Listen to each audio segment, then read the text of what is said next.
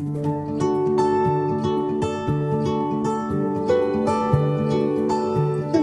мили дами! За мен е удоволствие да ви приветствам в 8-дневният маратон 8 ключа за великолепие. Казвам се Йордана Димитрова и съм експерт по личен имидж бранд. През последните няколко години развивам Академия за стил и етикет, на която дадох така завладяващото име Великолепната жена. А защо точно великолепна? Сега ще ви разкажа. Все още в съзнанието на много хора стои утвърждението, че една жена или е умна, или е красива. Да, някои жени избират да са само умни, други жени избират да са само красиви, а някои избират да са великолепни.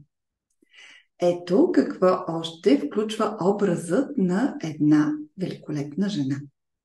Наричаме ги 8 ключа за великолепие.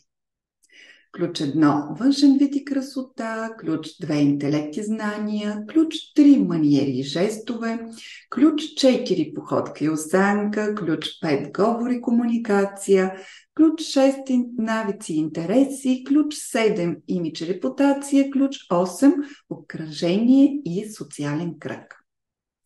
Често виждаме как млади дами решават, че само външността им е проблем и започват безброй интервенции.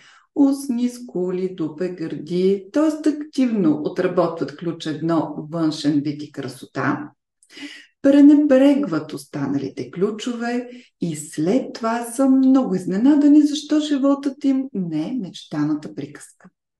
Оказва се, че не е достатъчно да си красива, за да си уважавана.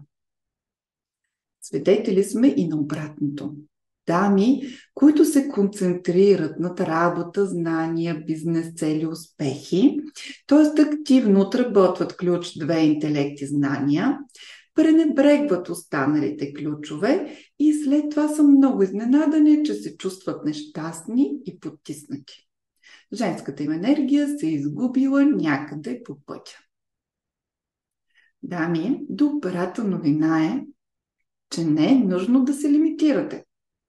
Можете да развиете вашият образ. Бъдете тази жена с главно Ж, която винаги сте искала да бъдете. За целта е необходимо да съберете и 8-те ключа за великолепие, които ще представям на вашето внимание един след друг всеки следващ ден от маратона. Готови ли сте? Започваме!